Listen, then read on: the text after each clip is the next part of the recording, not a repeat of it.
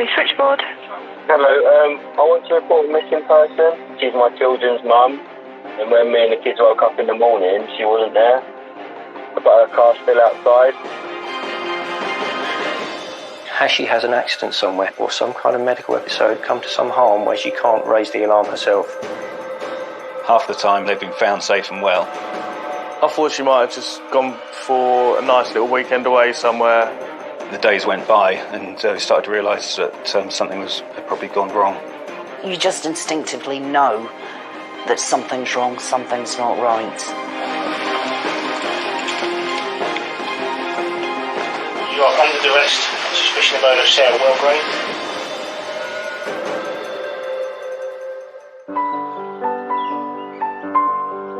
In the middle of the Kent countryside lies the quiet residential area of New Ash Green. New Ash Green was built in the 1960s and 70s as a kind of model village. It's a sort of nice bit of suburbia that's been plonked in the middle of the Kent countryside. Nice place to live, bring up families, there's sports clubs, pretty quiet. There is quite a strong community there. Everyone knows each other and supports each other.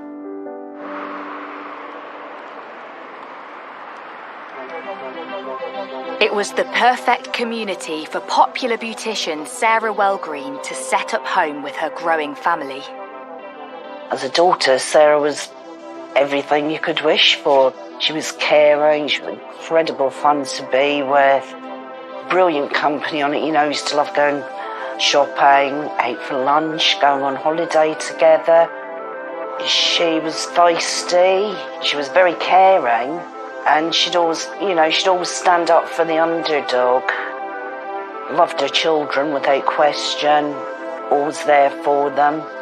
What else can you say? I lived in the same house for the entire time I was in secondary school. I've always been close to my mum. If I ever needed anything or needed someone to speak to, she would have always been there for me. As well as sons Jack and Lewis from a previous relationship, Sarah also had 3 children with Ben Lacombe and dedicated her time to her family.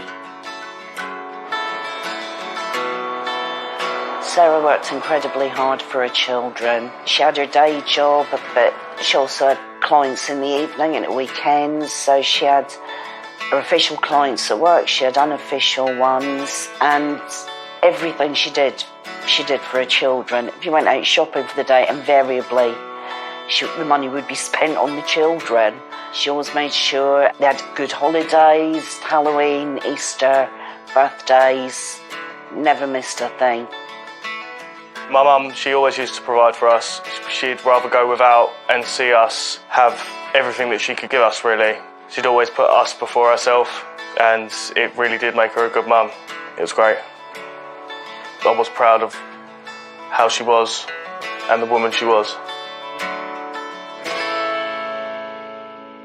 The couple's dedication to their children meant that when their relationship broke down, they decided to do what was right for the kids. They were going to co-parent the children together and just have different rooms in the house and just bring their 3 children up together in a household where they'll have their mum and their dad. Despite the unconventional setup, it worked for both Sarah and Ben, and both started dating once again, with Sarah meeting Neil on a dating app in 2016. She'd met Neil, who lived in Farnham. They were quite happy. I did like Neil, and yeah, from the times I met him, he was a nice bloke. Neil did love my mum. The couple soon got engaged, and there was more exciting news to come. In October, she phoned me up. She was really, really happy. She's just got this brand new job, pays more money, she'll be better off, the kids will be better off. She'll be able to help me out more with anything I need. So she was really excited to start it. So everything was looking up for her. And she was absolutely thrilled to bits with it. She couldn't wait to get started. And that was, like she said, it's in the next phase of my life now. On 9th of October 2018, just before 8 p.m, Sarah returns home from work still on a high about the new job offer. She'd come home and she'd been seen arriving, went into the house. She went to bed, texted a boyfriend sent a few text messages to other people. She told a friend that there's always something to look forward to. You've just got to open your eyes and dream. The following morning, Sarah's boyfriend Neil texts Sarah, yet he doesn't receive any reply. After a few hours, he calls Sarah's ex, Ben, to ask if he knows where she is. But Ben tells Neil he thought she was with him. Neil hadn't heard anything and wasn't getting responses back from Sarah, which was unusual. So he had phoned Sarah's parents. Neil rang me and said, I've been trying to get in touch with Sarah. She's not answering her phone. And I thought, well, Sarah could be a bit scatterbrained. Either her phone would be out of charge or it'd be unplugged or she'd leave it in the car. So I tried to ring her a few times and then I thought, well, when Neil said he couldn't get hold of her, to be honest, I thought maybe she doesn't want to talk to you because it could be a bit intense. She might have just been ignoring him to begin with, which she could do. So when I tried getting hold of my mum and she wasn't picking up her phone, I'd try through Facebook, texting, phoning some more, just any possible way out to get hold of her. Like tried her other phone, her work phone that she had, but nothing. The following day, Ben reveals Sarah's still not returned home, and concern for her well-being starts to grow. Messaged her again and tried WhatsApp, and then I thought, no, this is really, really odd. I became quite worried because I just wanted to know if she was all right. It's my mum, like it's the person who's brought me up for my entire life. I just wanted to know that she was okay. After 48 hours and still no sign of Sarah, Ben decides it's time to call the police. Kent Police Switchboard. Hello, I want to report a missing person. Okay. She hasn't gone missing before. She lives with me. She's my children's mum. She came home Tuesday night and then we all went to bed. And then when me and the kids woke up in the morning, she wasn't there. But her car's still outside.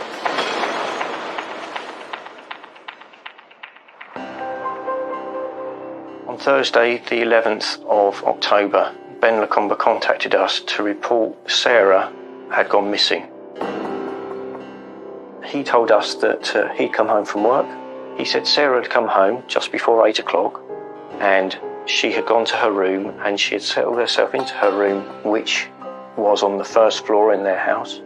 They stayed in separate rooms in that house. He told us that after putting the children to bed in the evening, he went to bed himself in the loft converted bedroom. And he said he went to sleep, had a full night's sleep. He'd woken up in the morning and found that Sarah's car was still at the address, but she was missing. After Sarah had been reported missing, officers attended the address and we began a missing person investigation. Officers turned to Ben for help to piece together Sarah's last known movements, but he said he fully expected to see her the next morning, as it was a special occasion. He wasn't expecting that Sarah would be gone. In fact, that day was one of their children's birthdays, and they had plans, and he'd expected her to be there.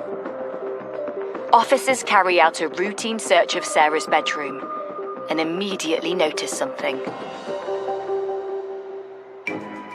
What we did find was that Sarah had left behind not only her car, but her car keys, her house keys, her purse, her cash, her bank cards, her handbag. In fact, everything that anybody could tell us that Sarah had was still at the address. Certainly, it looked like she'd gone out without any planning, leaving everything behind. Concern was now growing. There was no way she'd have gone out and left her keys behind. The minute I'd realised that she'd left her handbag behind, with a purse, car keys, and so many other things that Bank Sarah, cards. of all the people, would never have gone without any of those things. For somebody that's gone missing, to have left all of those items behind was really strange and really concerning. You just instinctively know that something's wrong, something's not right. Something's happened to her.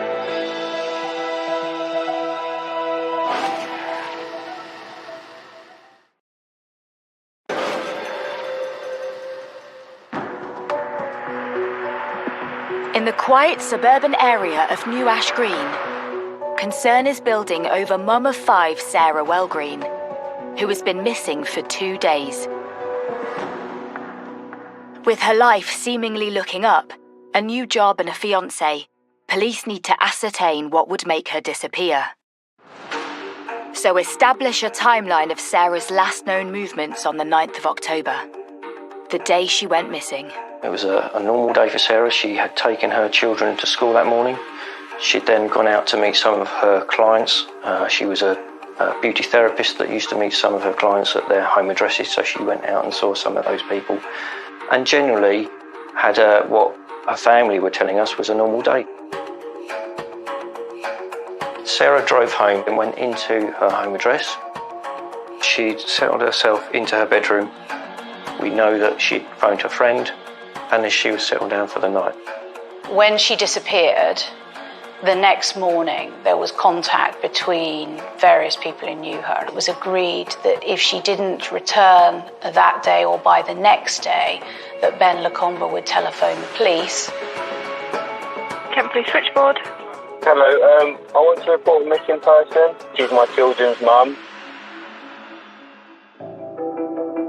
Concerned that her disappearance was out of character, police issue a missing person appeal to the public. Well, I first became involved when we received a press release from the police initially about a missing person from New Ash Green. They said Sarah Wellgreen had gone missing. There were concerns for her welfare. We get so many cases of missing people that you're probably not too worried to start with. Half the time before you've written a story, file copy about a missing person, the police will send something out saying they've been found safe and well.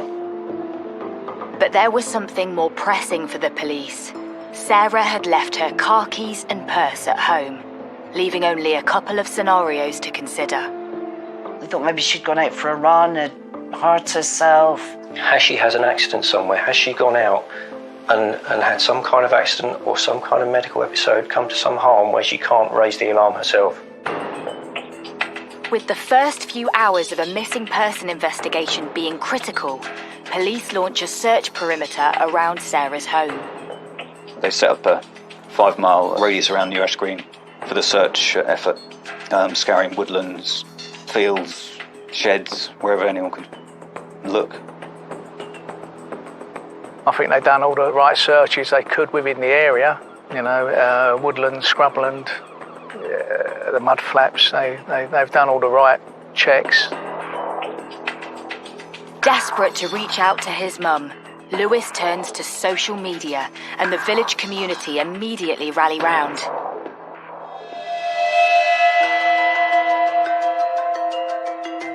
Lewis put a call out on Facebook one evening saying his mum was missing and had anybody seen her. And I was thinking, something needs to be done. So I phoned the pavilion. They said, yeah, we can meet people there. We put a shout out on Facebook. I think the whole village answered the call, really. Everyone turned out.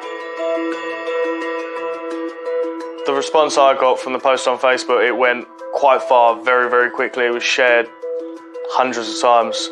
It got all over the social media so quickly, and then it got put into the papers and everything like that as well. Just from one little post like that, there was hundreds of people that went. Most of the village in New Ash Green went, and from the surrounding areas went as well. It did give me hope that I would be able to see my mum again.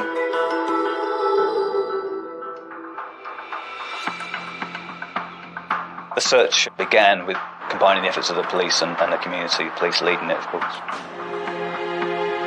We have walked and searched every piece of woodland, every field, every bit of grazing land. There was a sort of lingering hope that she'd be found, maybe she was injured or something, or, something had happened, but she was okay, and that they would come across her. But the longer it went on, there was just no news at all about anything like that. With no sighting of an injured Sarah within a 5-mile radius, police check her digital footprint for any clues into her whereabouts. The police looked at her telephone evidence, they looked at billing data, they looked at banking evidence, all various sources of evidence, looking at hospitals to see whether or not there was any trace of her. There was nothing, no footprint at all digitally of Sarah from that point onwards. With Sarah seemingly having disappeared without a trace, detectives tried to delve into her life. We spoke to many people, her family, her friends, and other people in the community, people that Sarah had as clients. We were trying to build up that picture of Sarah. She was a happy person at the time. She had just secured a brand new job offer, which she'd accepted, which came with a fixed salary and a company car. No doubt whatsoever that Sarah would disappear like that. She was so happy. We'd had a drink on the Friday. She was happy. She was full of life. With all logical avenues as to Sarah's whereabouts exhausted, police start to suspect something more sinister has happened. The days went by and we started to realise that something had probably gone wrong. My suspicions became raised that something had come to cause Sarah some harm rather than Sarah having just taken herself away.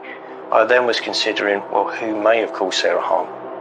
Had Sarah gone out and met somebody that was pre-planned, and that person may have then caused Sarah harm? Had Sarah had somebody come to the address and he had taken her away? But who would have done such a thing?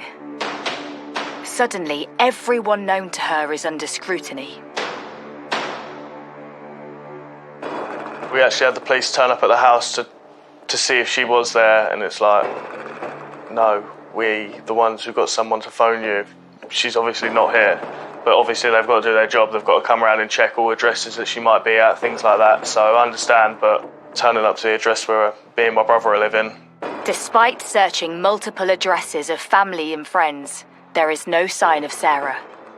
And when they speak to Ben again, he admits that despite playing happy families, there's more to Sarah than meets the eye. He went on to say that Sarah's life is a bit strange, it was a bit weird. He said Sarah often would go missing, would often disappear, would go away without telling us, that actually she would go off and meet other people.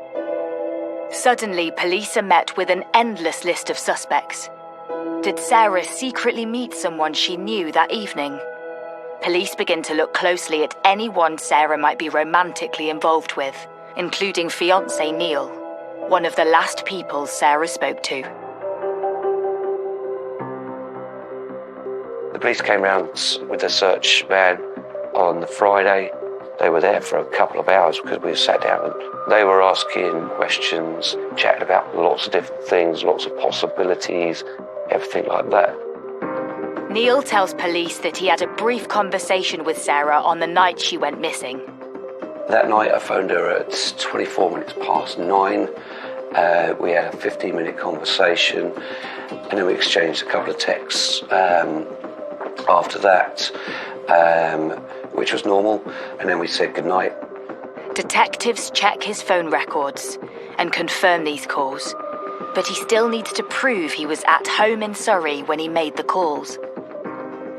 I had my daughter, who at the time was 3, overnight anyway, and so they knew I wouldn't take a 3-year-old all the way over to Kent around the M25. As I said to them, look, if that's any concern, then just check the M25 cameras. Neil's story is quickly verified, so attention turns to other friends and acquaintances. We had a lot of people involved in Sarah's life, and we did a significant amount of work to show how they could not have been there that evening. They could not have been with Sarah that evening. And in all of the evidence that we found around Sarah, through her messaging, through her contacts, through her phone, we had nothing to say that Sarah had made any plans that night to go anywhere. There was nothing to say that she'd gone out. 1 week into the investigation, and Sarah remains missing. You struggle to take it all in to begin with. There's just so many people trying to get hold of you, message you to make sure you're okay. It's hard to explain in a way of how it sort of makes you feel, because you're a mixture between angry, upset, worried, and you just want to know where she is. That's all it is. You just want to know that she's okay. The desperate search for Sarah intensifies. Police trawl CCTV cameras from neighbouring homes in the village on the day Sarah disappeared. We captured on CCTV some footage that we were able to see from a neighbour's address. Sarah drove home and she parked her car outside her home around 5 to 8 in the evening on that Tuesday. She then went into her home address. Police keep watching the CCTV, and suddenly all becomes clear. And it was from that moment that he became a suspect for potentially harming Sarah.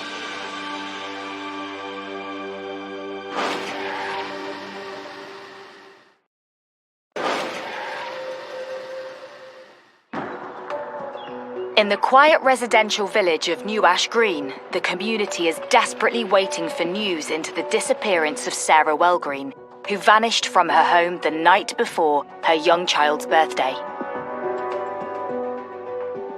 Ben Lacombe says Sarah returned home from work and both retired to their separate bedrooms. When he woke in the morning, she had gone. But a neighbour's CCTV camera reveals something unusual at 2 a.m. on the night of her disappearance. The CCTV imagery demonstrated captures of a vehicle which was in all ways similar to the vehicle driven by Ben Lacombe, and it had, because it was a taxi, a distinctive logo on the driver's side of the door. And one of the captures, although it was very grainy in the night, had a blur consistent with that same logo. With some expert commissioned work around the imagery that we've got and comparing that to the vehicle itself, we had very strong evidence to say that that footage was that vehicle. Believing the vehicle to be Ben's taxi, detectives trawl CCTV and ANPR cameras in the neighbourhood in an attempt to follow the vehicle's movements. His taxi had been caught on CCTV cameras going out of New Ash Green and down country lanes, going south and finally at Plaxtell Green Lane, at which point it had kind of disappeared. And then a little while later on, there were captures of an almost identical vehicle travelling back the other way. And that was key because there was no vehicle that went out and back in that way. So we now had Ben Lacombe's vehicle on the move between around 2 a.m. in the morning to around 4:30 a.m. in the morning the night that Sarah had gone missing. So why was Ben Lacombe's vehicle moving for 2.5 hours or so that night when he said he was alone, asleep in his own bedroom all night? Despite neighbour CCTV capturing his vehicle return at 4:30 a.m, was it really Ben who was driving it the night Sarah vanished? Detectives rewind the footage to see if anyone else entered the property before Sarah arrived home. Ben Lacombe told us that he'd come home from work. CCTV footage showed that he came home about 5:10 in the evening. Detectives keep watching, but no one else is seen entering the property before Sarah arrives. But it was the neighbour's CCTV which flagged up another interesting detail. Ben Lacombe had a sophisticated CCTV system installed at his own address. From the neighbour's CCTV, we were able to see, going back and viewing 3 months' worth of footage, that the CCTV cameras on Ben Lacombe's house was on almost every single night running up to when Sarah went missing. And we know that because you can see the infrared lights of the cameras through the other footage to see when they're on and when they're switched off. So we know that after midnight, the cameras were switched off on Ben Lacombe's house. With more and more discrepancies in Ben's account, police start to believe he knows more about Sarah's disappearance than he lets on, and start to piece together his movements. We're able to show that when Ben Lacombe drove home from work the day that Sarah went missing, he'd passed some cameras and we could see that his car was spotlessly clean. The following morning, after Sarah had gone missing, Ben Lacombe took the children to school, passing other CCTV cameras. Now that morning, the car is now dirty. There is mud up both sides of his car and around the tyres and the wheels of his car, but wasn't there when we saw him arrive home the day before. Around 10:30 that morning, he went to the office where his cab firm is that he worked for to see one of his colleagues. When we see it arrive outside that office, the car is spotlessly clean again. It appears that on the night Sarah went missing, Ben Lacombe drove somewhere in his vehicle, resulting in it getting covered in mud. But there's a 2-hour window where the vehicle goes off radar. So where did he drive to? And where is Sarah? Having carried out some good old-fashioned detective work, and despite not having found a body, police make a decision. So it was on the Monday, doing a formal review of what we had so far, that we moved the investigation from being a missing person investigation into the next day, when it became a homicide investigation. They said they weren't going to do a television appeal, and I thought, they know something's happened. And on you just know that you're not going to see her again. You know that.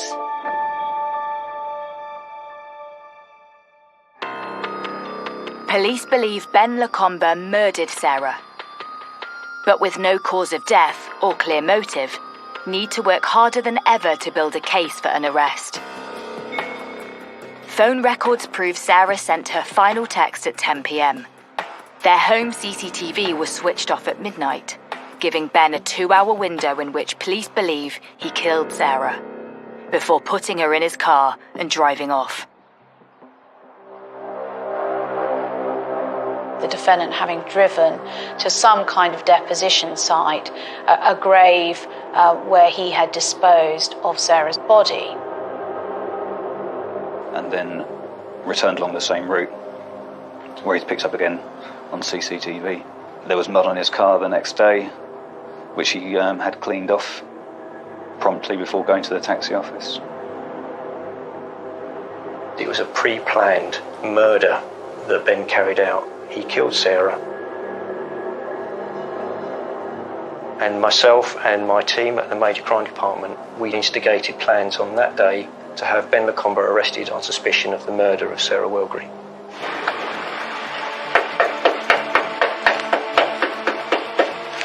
Please, can you open the door, please? Morning.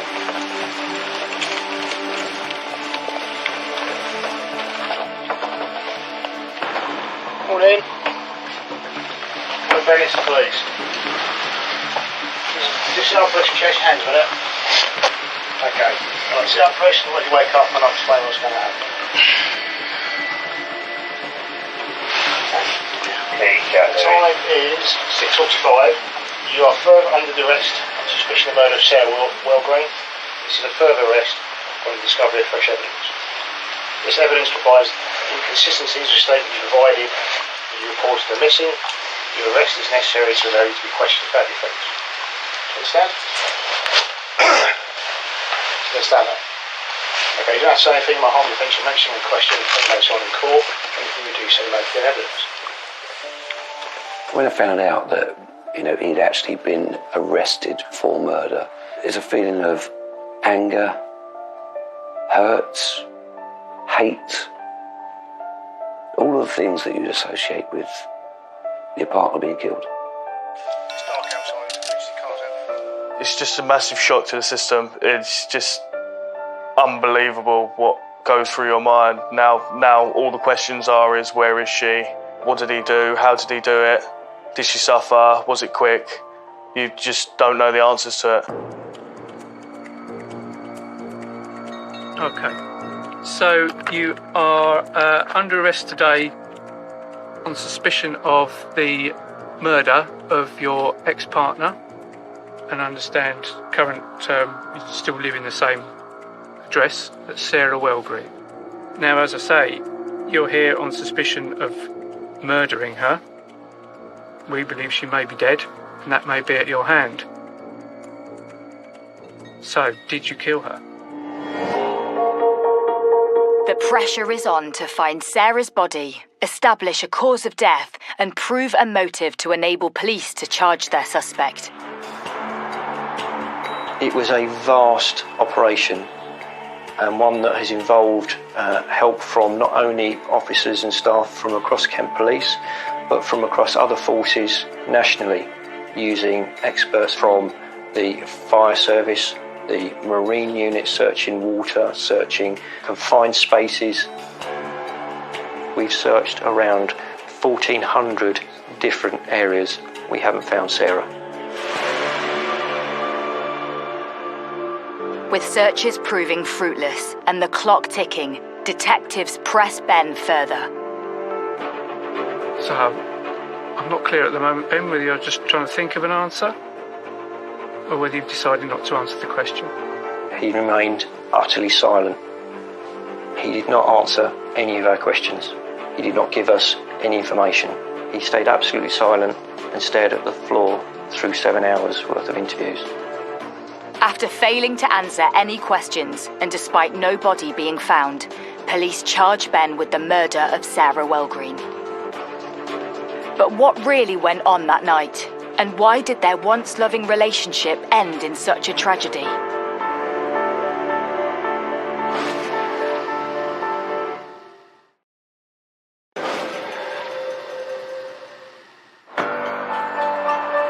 In a Kent village, the body of mum of 5, Sarah Wellgreen, has still not been found, but police pursue a case of murder and have charged 38-year-old taxi driver Ben Lacombe.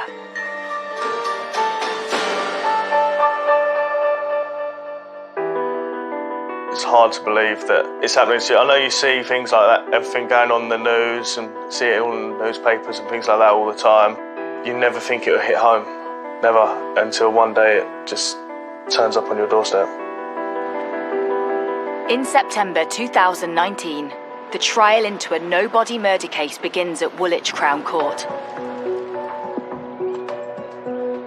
When you prosecute a case in which the body of the deceased has not been found, it presents unique challenges in the trial. And those challenges is to demonstrate that the defendant that you're prosecuting is responsible for killing the deceased. The prosecution reveals to the court a conversation between Ben and police a few days before he was arrested. We asked Ben Lacombe if we could take information from his mobile phone, and he said to us that actually he wouldn't give us his phone. It was very late. He wanted to go to sleep, and he would give us his phone the next day. As it turned out, and what we later captured on CCTV, was that Ben Lacombe didn't go to bed. He left the address. He travelled around and went into the Dartford and the Greenhithe area and parked up for a few minutes late at night near the River Thames. There was CCTV footage of the defendant in the pouring rain, desperately trying to get rid of something. And the prosecution suggested that that was the defendant trying to get rid of his own telephone. We knew from other evidence that he had purchased a new telephone in the days that followed Sarah's disappearance. And he was obviously keen to get rid of his own telephone, a telephone which could have given the police an indication of his whereabouts on the night of the 9th of October. The prosecution reveals further evidence linking Ben to murder. Although the police didn't know exactly what had happened to Sarah's body, they knew that there had been a period of an hour and a half or so where that vehicle had disappeared. And it seemed likely that as part of the planning, Ben Lacombe had already chosen where it was he was going to dispose of Sarah's body. It may even have been that he had already dug her grave.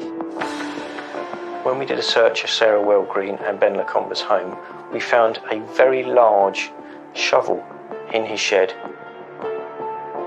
The defendant's account of why he needed a shovel of that type at his trial would later become that the shovel was there for his mother to use to tend to the flower beds at the front of his property. Well, on any view, the flower beds at the property didn't require a shovel of that size, and the explanation given just simply wasn't a credible reason for having a shovel of that type.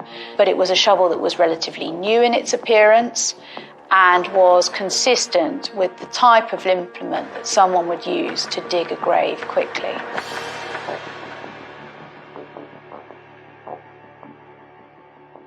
Despite presenting their evidence to court, police still have no obvious motive as to why Ben would kill the mother of his 3 children.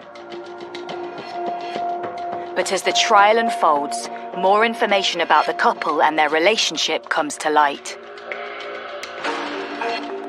Ben Lacombe was born in Greenwich, grew up in Charlton. Early 2000s, he moved to Mallorca, where he was hoping to find work as an airline pilot, or train as an airline pilot. In December 2004, Ben met Sarah via an online dating site. In the beginning, when Ben first met my mum, from what I could tell as a child, he was a nice bloke. From what me and Jack had seen, he was all right. He was nice, and everything seemed great, really, to begin with. Desperate to create a stable home environment and provide her sons with a father figure and a better lifestyle, Sarah quit her job and moved to Mallorca to start over with Ben and their 2 sons. Obviously, Sarah thought, oh, this is going to be a good life. You know, I really want to give this a try. And it did sound good. But it became clear to the courtroom that their new life in the sun didn't work out as planned.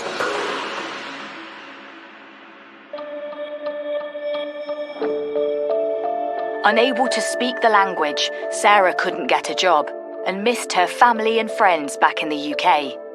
Ben's dream to become an airline pilot failed to materialise, and instead he worked a low-paid airport job. In the end, they moved back to England. By that point, they'd had their first child together, and they moved to New Ash Green. The couple settled into village life.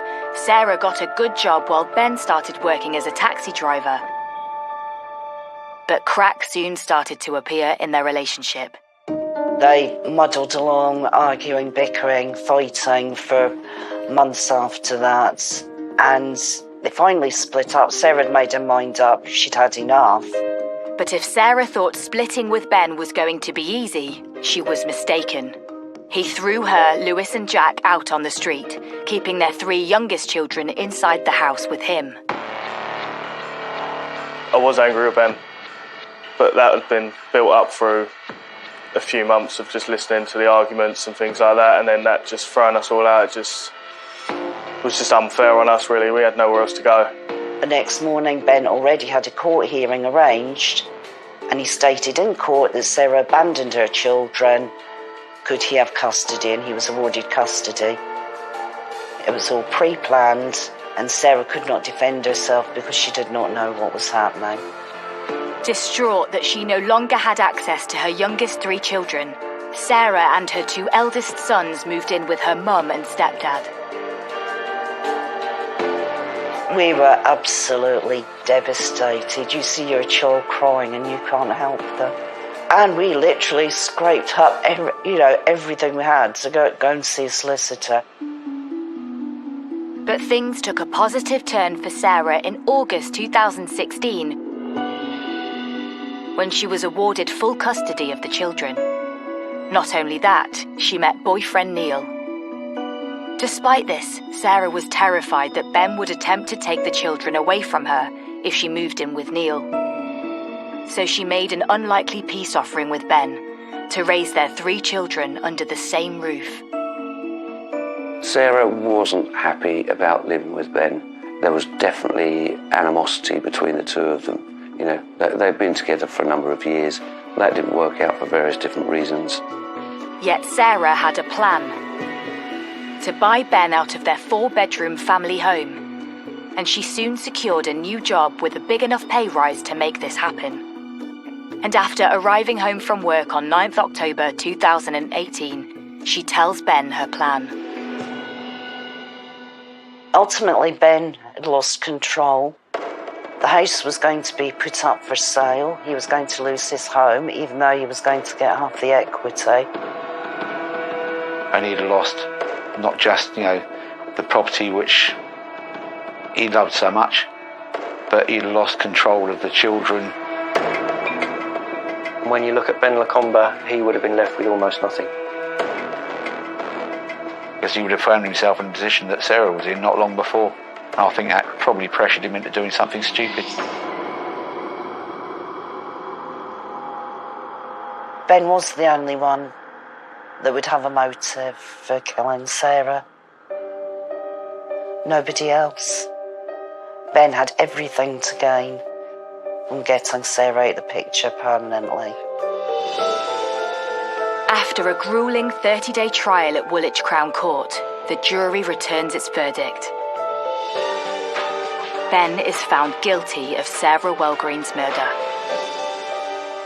He is sentenced to 27 years in prison.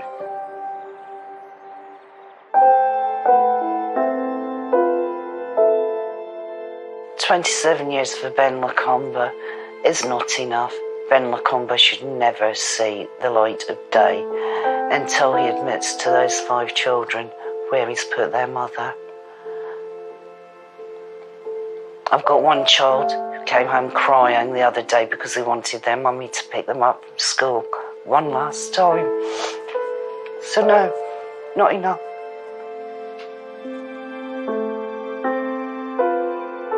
The case of Sarah Welgreen is among a small number of convicted murder cases in the UK in which the victim's body has never been found.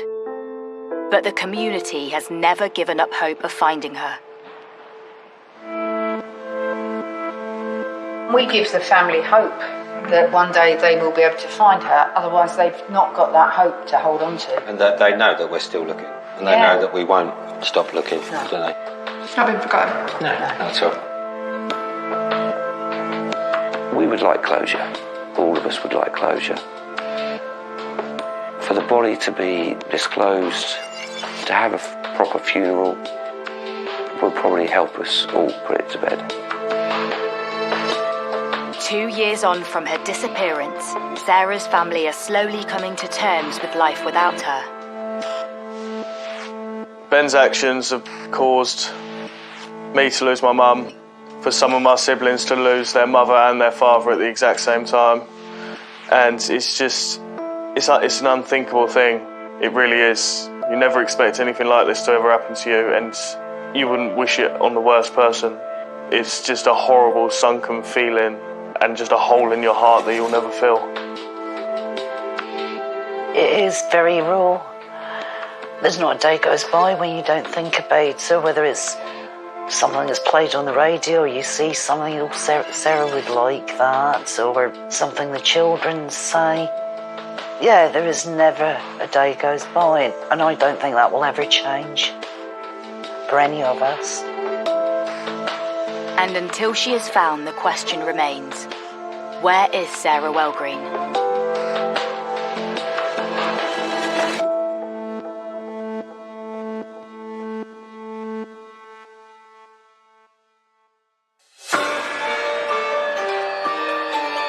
Investigate an infamous case stage by stage to appreciate the full picture in OJ Made in America, available now on Sky Documentaries.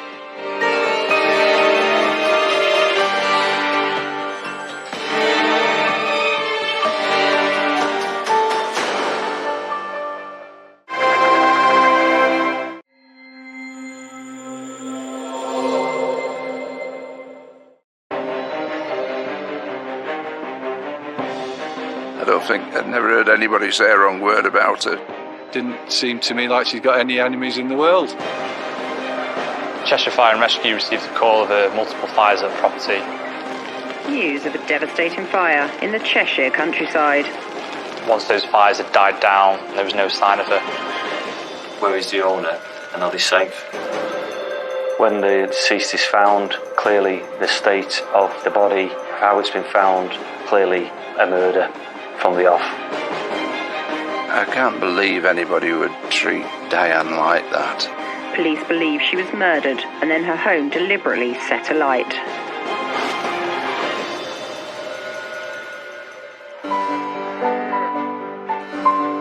In the middle of the Cheshire countryside lies a quite quaint hamlet.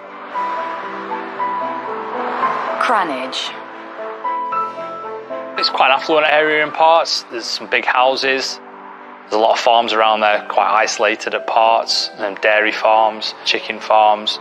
As well as being quite small, there's obviously the classic community feel towards it, whereby everybody knows everyone, and that's pretty much central to a place like Cranage.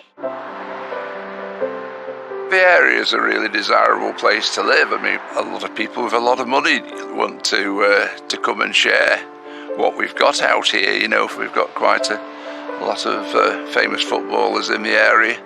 It's a lovely area, and it's just a nice area to live. In the heart of the village sits Parklands Cattery, run by popular local Diana Lee. Diane was a lovely girl that would always help people out. Very, very conscientious. Very bright. You never saw her without a smile on her face. She was always very bubbly and just a lovely person. I'd never heard anybody say a wrong word about her. She was always such a lovely lady, very full of the joys of spring, and didn't seem to me like she's got any enemies in the world. You know, she's that type of really likeable person. Originally from Tabley, Diana moved to Cranage in 2008 and opened her own cattery business. And it thrived. Diana opened the business with an ex-partner at the property and had been quite successful in doing so. That partner then left that business and she continued to run the cattery on her own. But Parklands wasn't just any cattery. It was the creme de la creme of the feline world. She loved cats, and that's why she created the business that she did do, which was probably a little bit unique to Cheshire and this environment. So offering TVs and beds at sort of prices that probably slightly higher than maybe other areas of the country. So yeah, I mean, that showed probably her caring side more than anything else.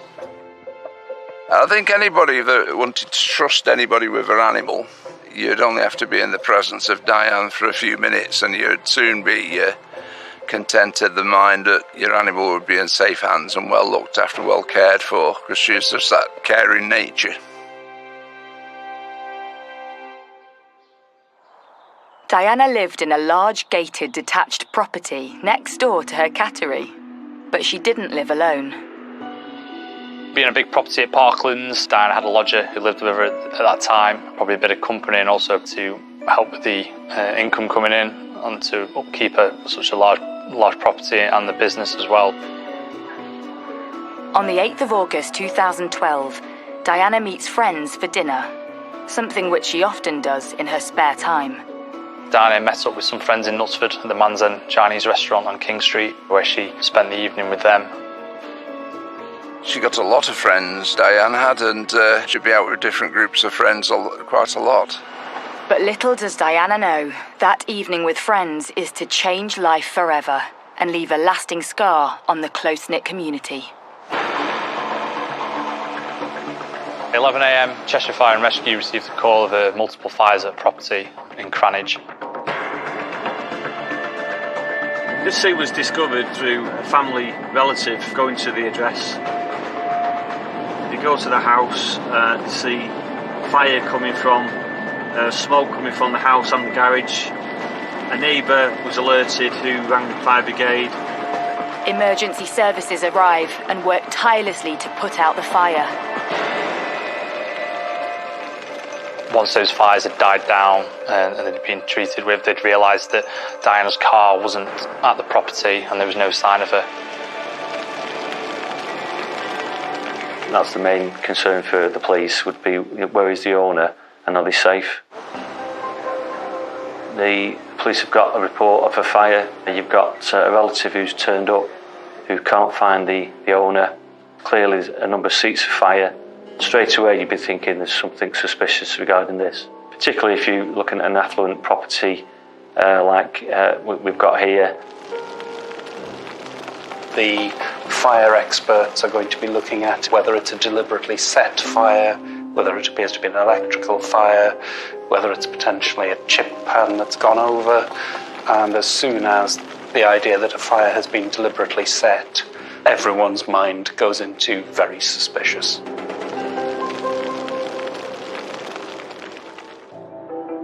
Fire officers keep searching the property grounds and enter the adjacent garage. And what they find changes the course of the investigation. They found her body at the property, and at that point, police were called to investigate. When Diana's body was discovered, the most obvious thing that would be clear to the first attenders is that the body was, certainly on the surface, badly burnt. That raises a whole number of possible scenarios. An accident, misadventure. Cheshire police immediately arrive at the scene. In the time I've served in the police as an investigator, I've been involved with many inquiries. The early priorities are the scene, first scene where the victim is. But it's where Diana's body is that raises suspicion. She is found lying face down on a wheelbarrow. She is naked, covered in shredded paper and bedding. Her body battered with horrific injuries. When the deceased is found, clearly the state of the body, how it's been found, is clearly a murder from the off. Police believe the extent of the injuries are not just caused by the fire, so a murder investigation is launched.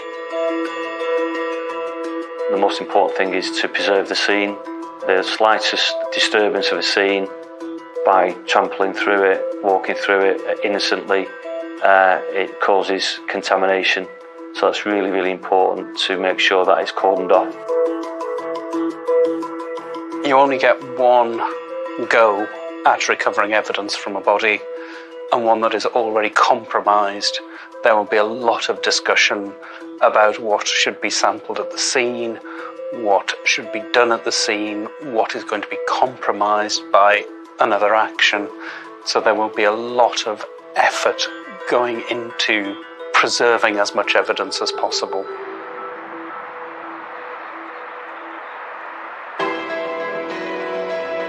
News of the shocking crime spreads quickly through the close-knit community. I can't believe anybody would treat Diane like that and do so much harm. It just seems horrendous. I just can't comprehend it.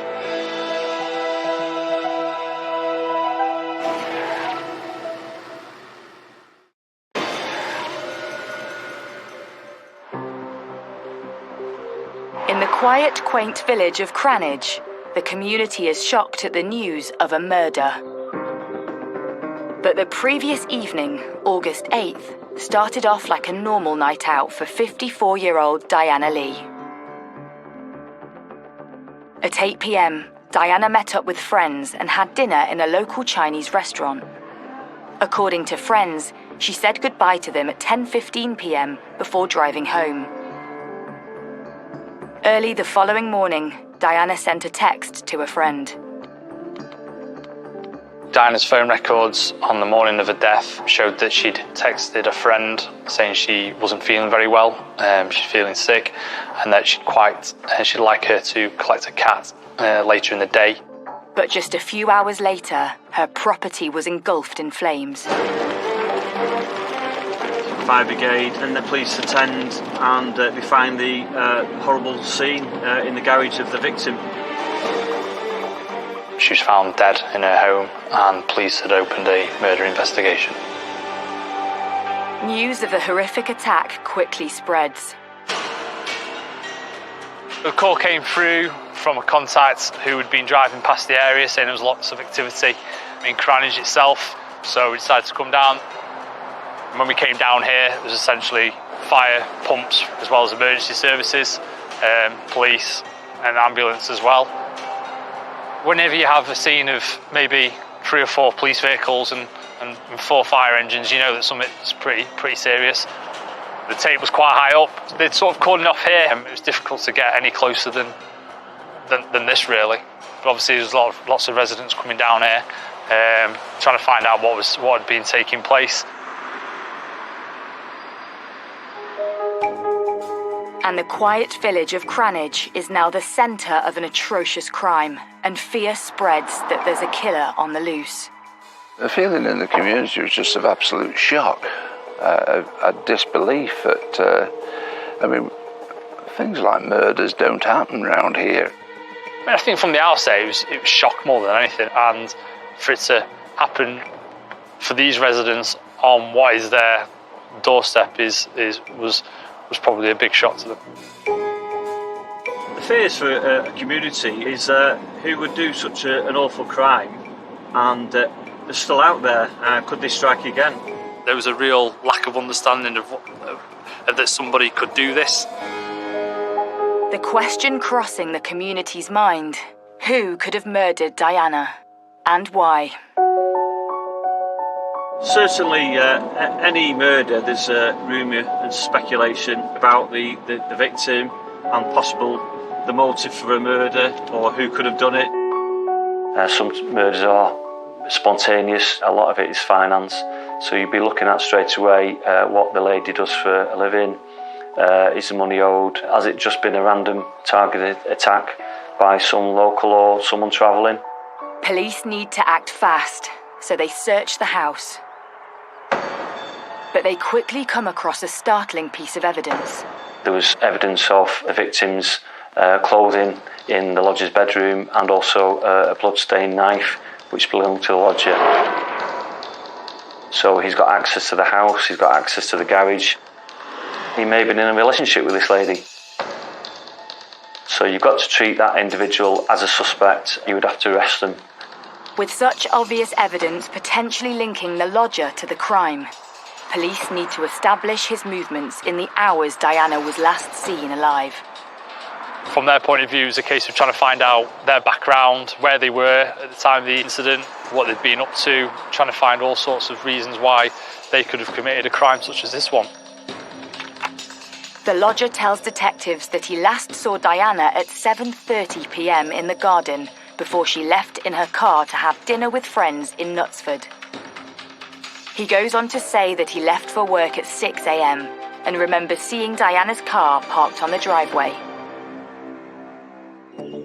While police unpick the lodger's alibi to see if it stacks up, the team on the ground make a breakthrough discovery. They found that Diana's car had been abandoned 10 miles away in Mobley. At that point, they'd also had reports from a taxi driver who had seen a man acting suspicious in the area, who'd also tried to torch the vehicle before running off. A witness came forward, a taxi driver, to say that he'd seen someone trying to set fire to the car. He challenged the driver, and the driver made off on a bike, and then he's made off on fields. So again, the push bike would be a scene, and there'd be searches going around that area. Was this man Diana's lodger? And had he driven Diana's car 10 miles north? But while police gather evidence, another arrest is made. It was a person who was known to Diana, who'd been an ex-partner, who had been convicted previously of a charge against her. He had convictions against Diana in terms of beating her. There were 2 immediate suspects, 2 men who were in her life. So there was a lodger, and there was some circumstantial evidence that suggested that he was not all he said he was. And then there was a very violent ex who had actually been imprisoned for attacking her. So 2 quite strong suspects. But police are soon able to confirm Diana's lodger was at work the entire day from 6 a.m, hours before the fire had started. He is released without charge. And with the items of evidence found in his room, detectives now suspect the lodger was set up for murder. But by who? With Diana's ex still in custody, police take a more in-depth look at him and his whereabouts.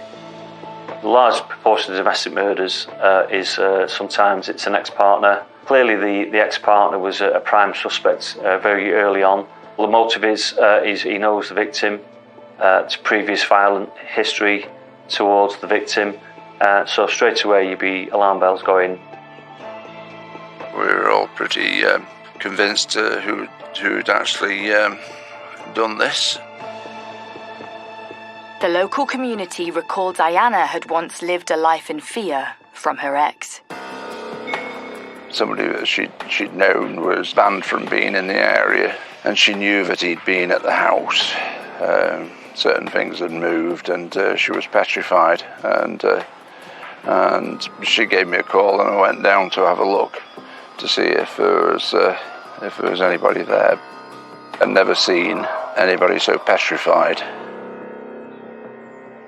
And the location of Diana's car further cements police suspicions. It was dumped between her house and that of her ex's. The investigating officers realised that the car had been found in a location that was en route to the person, so it probably made sense in their minds that, again, he was the person who'd committed this crime. Questioning of Diana's ex intensifies. Is he still in contact? Where does he live? What were his movements for the day or the time of the murder, to eliminate them from the inquiry? So after a couple of days of speaking to the person who they'd arrested, it quickly became apparent that individual had a solid alibi. With his whereabouts on the night of Diana's murder confirmed, her ex-partner is released. Having followed strong leads and had 2 potential suspects, detectives are back to square one. It was a case whereby the police had to reappeal for information. It was a case of them having come across a bit of a dead end and having to start again to see who had committed this crime. But post-mortem results come in and help police identify the cause of her death. Could this provide further clues to her attacker?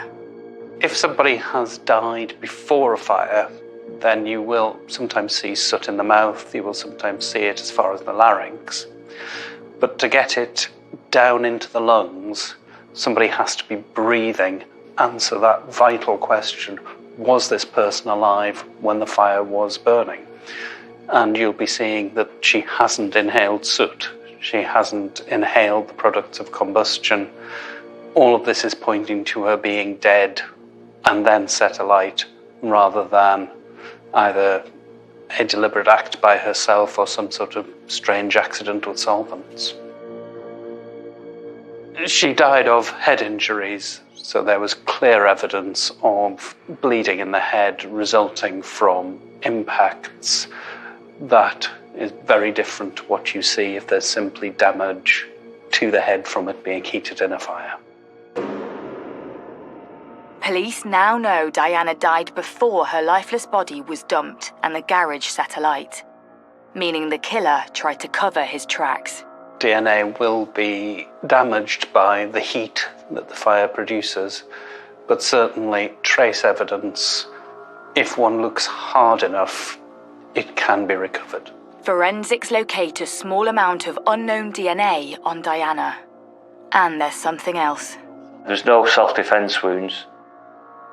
That information from the pathologist would clearly indicate generally that she knew the person was there with consent in the property, and that they weren't expecting that trauma to be caused to them.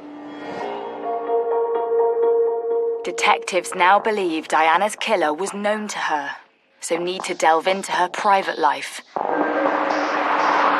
and turn to the community for help. Community is key to any murder inquiry because they're the eyes and ears, and they probably hold evidence what they don't know at the time.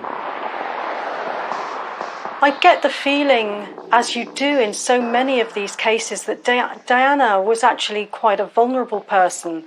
She was living alone. She was probably fairly happy, having come out of an abusive and violent relationship. She was building things up again.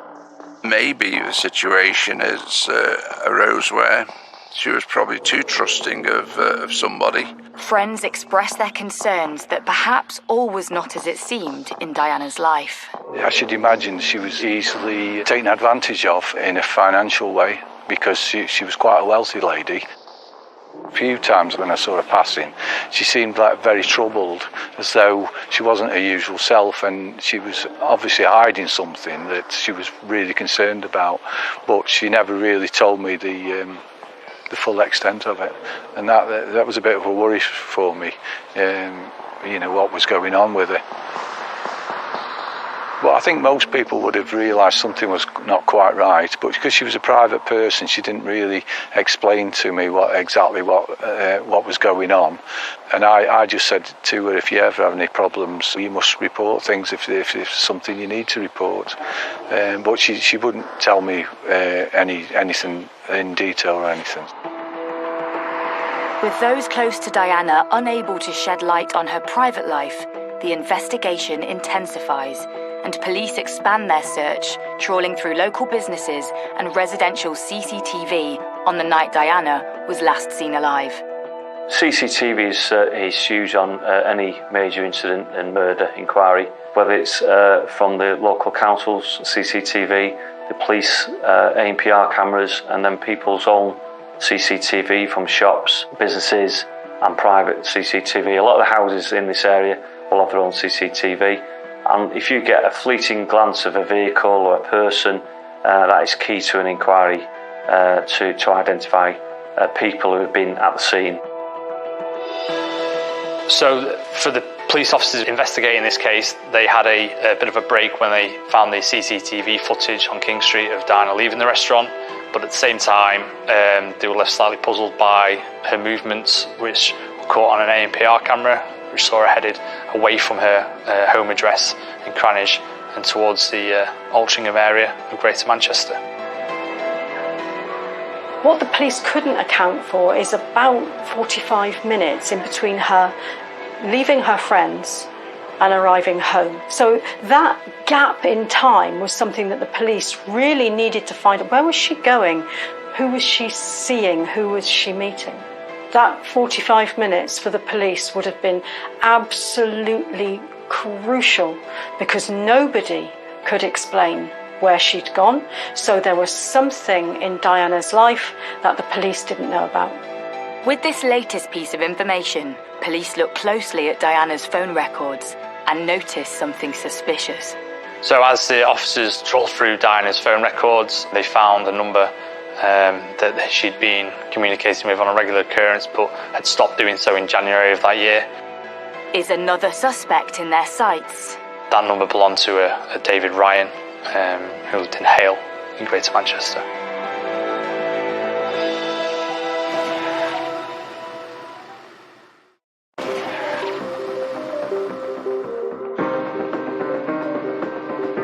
It's been several weeks since local Diana Lee was found murdered in her home in Cranage. Police have questioned and released 2 men known to Diana, and 13 days after her body was discovered, police released an e-fit. The police issued an e-fit of someone who they wanted to speak to. That individual was a person who was with the Corsa, which was seen trying to set fire to it and then made off on a push bike. It's really important that people try and recall what they were doing that day at that time, because they may have seen that offender leaving the scene. With officers waiting for tip-offs from members of the public following the release of the e-fit, and having eliminated 2 suspects that are known to Diana, detectives have also been trawling through Diana's phone and have traced a mysterious phone number. Could this be a 3rd suspect? And who is this David Ryan? And how is he connected to Diana? So as part of the police investigation, the officers went to David Ryan's house in Hale in Greater Manchester. They asked him how he knew Diana. He said in 2010 he had met her at a dancing club in nearby Bowden. He said that he had not met her since, and that was the only occasion when he had seen her. He gives an account that he knew the lady, not well, but he knew her. He met her about 2 years ago at a local dance club, and that was it really, nothing intimate, that he just knew as a fleeting acquaintance, and that's all he gave to the police. At this point, officers took a DNA swab of his mouth just to eliminate him from their inquiries. Despite this latest lead, police still have no suspect. So detectives start looking deeper into Diana's digital footprint. One of the things they looked at was her financial transactions, and it was noted there were large sums of money missing or that couldn't be traced. Officers at Cheshire Police found a substantial amount of money that had been withdrawn by Diana, circa £60,000, whereby they had no idea where that money had gone. Straight away that gave them the lead in terms of trying to find out who that money had gone to. The large withdrawals ring alarm bells for detectives, and there is no sign of where or who the money was transferred to. But with the investigation intensifying, suddenly police make an announcement. A 47-year-old man has been arrested in connection with the murder of a Cranage businesswoman. As the inquiry progressed on the 2nd of September, the police announced to the media that they've arrested a suspect for the murder of Diana Lee. The man who was arrested is David Ryan, the man who Diana met at the dancing club in Bowden first in 2010. It was a bit of a shock to us all, really. It had only been 24 hours since David told detectives he had met Diana once. So how had he ended up in police custody? The day after Mr. Ryan had been spoken to by the police and given his DNA sample, he called the police and said that he had further information, that he did know the victim, that he'd met the victim the night before the murder, and he'd had consensual sex in her car with him. So Mr. Ryan said that he was in a relationship with this lady. He'd been for some time. He'd done work at the house. He had a conservatory window glazing company that he'd done a lot of work at the house. But why would David change his alibi? There are lots of reasons why somebody would keep a relationship secret. One of the reasons is that that person is in a marriage. Things need to be kept quiet. Clearly his mind had been worrying about the DNA, that they'd taken the DNA sample and that he would be linked to the victims. So what he's done is he's tried to say that we would find his DNA once it had been examined, that he'd had sex with her the day before, that he knew her and he had sex with her in the car. But it doesn't automatically say that he's murdered her, but his DNA would be found on her. Detectives acknowledge David's concern that his DNA would most likely be picked up on Diana from the night before. But they still need to rule him out as a suspect. So the police will be doing a lot of work around this new suspect whilst he's in custody, of his background. The background showed that he was a failed businessman. He spent lots of money. He liked spending money. He was buying stuff, exotic items for himself, for his family. And that shows the sort of mentality of the individual. And then that clearly links to the problems financially. He was bankrupt, business-wise. They found he was in a huge amount of debt. His business, which was a window and door conservatory business, had collapsed in June 2012. It was quite clear that he was struggling for money. David's money issues raised suspicion. On one hand, he was bankrupt. On the other, he was spending large amounts. And he'd been in a secret relationship with Diana, whose own bank accounts recently showed large amounts of money vanishing. Throughout that, there was instances of spending which didn't tally with what he had. So you're building the picture of someone who's will probably go to any means to try and support himself financially, not do the basics in life of working hard and getting money, but to get it quickly. Intense investigations into both Diana and David's financial transactions ensue, and it isn't long before a link is made. The next stage was finding out that David Ryan had basically tricked Diana into investing tens of thousands of pounds of her own money into companies that just didn't exist. This has gone on for a period of time, and Diana had committed a large amount of money into these fake schemes. Clearly, the victim was vulnerable in some respects, struck up a relationship with the offender. He would have thought probably she was a wealthy lady, she had money, he was in financial troubles, his business was going downhill, he owed money out, and she was probably a target for Mr. Ryan to take advantage of financially. Forensic evidence is then uncovered, which appears to place David at the scene of the crime. There was a footprint found at the scene of the murder in the victim's blood, so that would suggest and confirm that whoever was wearing that footwear was at the scene after the victim had been killed. And that footwear was the offender's footwear, Mr. Ryan, and the forensic evidence supported the fact that it was his footwear and couldn't have been no one else's. And it appears David Ryan has been following the case closely. Computer analysis of his computers at his house and his phone, and it was quite compelling evidence circumstantially that he'd been searching on Cheshire Police website about the murder, where the inquiry was up to. Perhaps even aware time was running out. Background checks by officers into Ryan's computer's history found that he'd searched for countries that had no extradition treaties with the UK. Somalia was named, and a number of others. So clearly this is a man who wants to, or is thinking about leaving the country because he's done something wrong. This man is now trying a way out to disappear from the country, to get away from being arrested for this awful murder. Police appear to have finally found their man. And by collating all their information on David, they piece together a timeline of a murder. Diana had obviously left the Man's End restaurant in King Street in Knutsford. And they know that her car was caught by the ANPR cameras driving away from her home. From there, she'd gone to Hale in Manchester to see David Ryan in her car. She picked him up.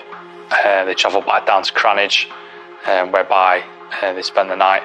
And then, obviously, in the early hours of the morning, for whatever happened and whatever reasons, Diana was murdered. Having killed the person he's been having an affair with for almost 2 years, David then sets a scene. So following the murder, Mr. Ryan decided to cover his tracks, planting evidence in the lodger's room, using a dagger, leaving it there that he'd used to commit the crime. He'd also then started to plant various fires around the house. He tried to burn the body to try and get rid of forensic evidence. The problem being that he found that where he'd started those fires, there wasn't enough oxygen for the fires to let hold. The fires just burned themselves out, so they didn't have the effect that he wanted to. His plan, quite clearly, was to destroy the whole property, to make sure nothing was left, to make sure no evidence was left behind, so nothing could be traced back to him. This was all about him getting away with it. This is about him walking away and leaving whatever behind him. This wasn't about anger. This wasn't about passion. This was, how do I get out of this? And can you imagine using that amount of violence just to get out of something? The police had sufficient evidence to go to the CPS to charge Mr. Ryan with murder.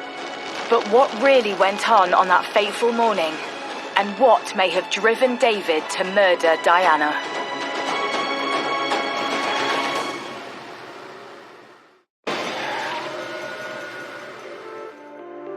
The trial of a man from the Altrincham area accused of killing a Cranage businesswoman has begun. Diana Lee, who was 54, was found dead after a fire at her home last August. It's been 10 months since Diana Lee was found murdered in her home in Cranage. And 48-year-old David Ryan faces trial for her murder at Chester Crown Court. Heading into the trial for this crime, I would clearly be concerned of all the evidence we've got. Have we got sufficient evidence to convict him beyond all reasonable doubt for a jury to believe the prosecution case and it's watertight? The last thing you want to do is go to a trial and there be some error or some process we haven't done. The continuity evidence has been missed. somewhere and it'd be brought up at a Crown Court trial. Local reporter James Wilson recalls seeing Diana's killer in the flesh. On the first day of the trial, it was a bit of a surprise to myself to see Mr. Ryan stood there. He probably wasn't what you would describe as a person who probably capable of committing this crime, essentially. He wasn't very big, looked quite meek, and he was obviously incredibly nervous as the proceedings were about to begin. The prosecution begins by setting out its case to the jury. The prosecution outlined a really strong case in their opening statement. They detailed where the DNA had been found in the property, including the bedroom and other parts of the house. Quite a lot was backed up by phone records and evidence of the ANPR cameras around the area. It was an incredibly strong case, and probably quite surprising that Mr. Ryan had, at this point was still pleading not guilty. The prosecution reveals to the court how David first responded to police. I think police officers were quite taken aback by Ryan's reaction to the request for a DNA swab. He wasn't happy. He became quite agitated, and he suggested he didn't want to do it. It was only after persuasion by the officers involved that mouth swab was completed. The prosecution reveals further evidence in relation to a text Diana sent. The police searched details on her mobile phone records. They found out that text messages had been sent in the morning to her close friends saying she'd been unwell. A simple text message, but one which immediately flagged suspicion among investigators. The text was sent early on the morning of 9th of August, when Diana was already dead. An expert gave evidence at the trial to say that was unlikely to be the victim's text message by the language used in the text message. So sometimes we will use different experts in certain fields, and this expert would say that it wasn't the normal language used by the victim, but more likely to be used by the offender. A linguistics expert tells the court that the style of the text message did not match Diana's typical style, but it did match David Ryan's. Despite hearing evidence linking David Ryan to the murder, the court hears he has no previous convictions. So what would lead him to commit such an atrocious crime? But as the trial unfolds, more information comes to light, hinting at a potential motive. Obviously living in Hale, it's a very affluent suburb of Greater Manchester. Maybe from his point of view there was a pressure to keep that up. Maybe there was a pressure to keep up that pretense that he just couldn't do anymore. This man was in financial dire straits. Now that is one of the triggers that can cause big problemes in a relationship. He may have feared that his wife was going to leave him because of these enormous debts. He may have gone out and looked for someone like Diana to be able to get some money to fix the other situation. I think he targeted Diana for money, and the reason I think that is because he spent all the money on his wife. He spent all the money on IVF treatments, on holidays, on things for his other family. He did not get invested in his relationship with Diana. So, no, I don't think he was in love with her. He'd already taken a substantial amount of money from Diana on the premise of investing in things that just didn't exist. But as it transpired, the deeper he got in, that was actually becoming a bigger threat to the other situation than perhaps even the finances were in the beginning.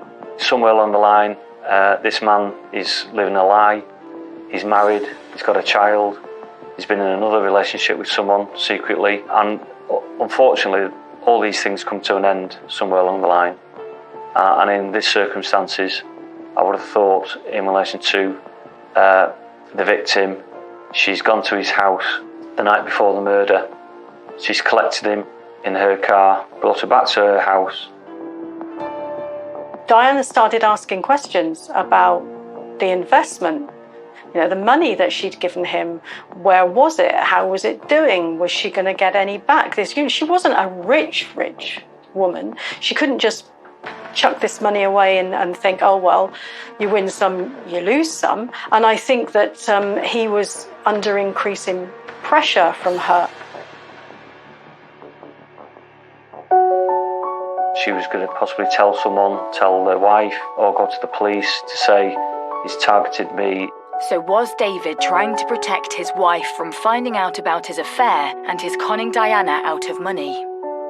And there's a stage where there's a trigger. He was more worried about his wife finding out and her maybe leaving him.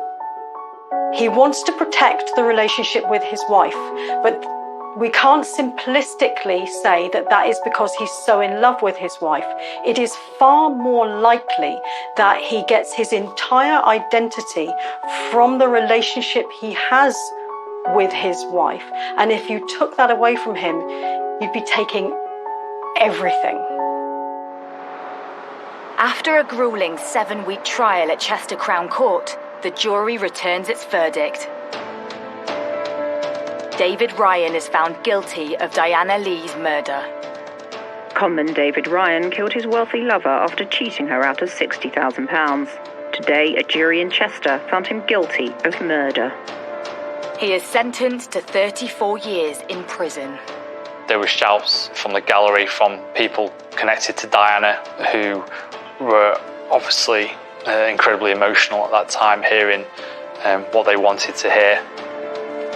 Mr. Ryan was again pretty much motionless throughout this reading. There was no real reaction from him. I think probably he expected this verdict to come out, and again he probably wasn't surprised deep down because he knew that he'd done this incredibly bad crime.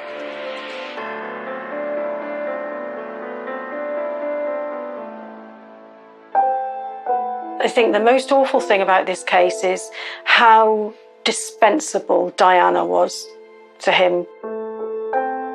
We all know she's a really, really lovely person. There's the lodger, who he doesn't know very well, but he's quite happy for both of those people to take the fall to protect his life. He has no empathy with their suffering or what's going to happen to them.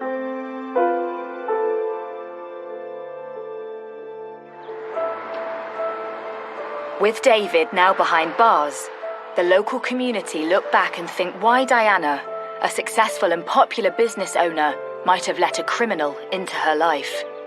Diana didn't behave strangely when she gave the money to Ryan. She behaved in a way that any of us would have behaved in similar circumstances with the same information. She didn't hand over money to a person who she thought was dodgy or that she didn't like. She was taken in by him. She may have been lonely. She cared about him. She trusted him. We give money to people we trust. She wasn't a stupid woman. In hindsight, or from where we're sitting, we can say, I would never have done that. Well, I guarantee you, if you felt the way that she did, you might well have done. It's just worrying, really, what can happen to you. And obviously happened to Diana, which is such a shame, because she was such a lovely lady. Still in everybody's minds, still can't believe what's happened.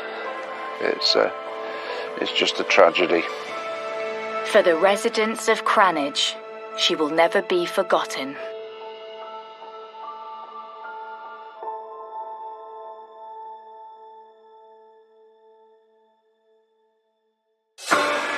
We're Kent-bound as the experts fight an unseen enemy. Follow the action right from the beginning as new Cobra Cyber War starts. Thursday at 9.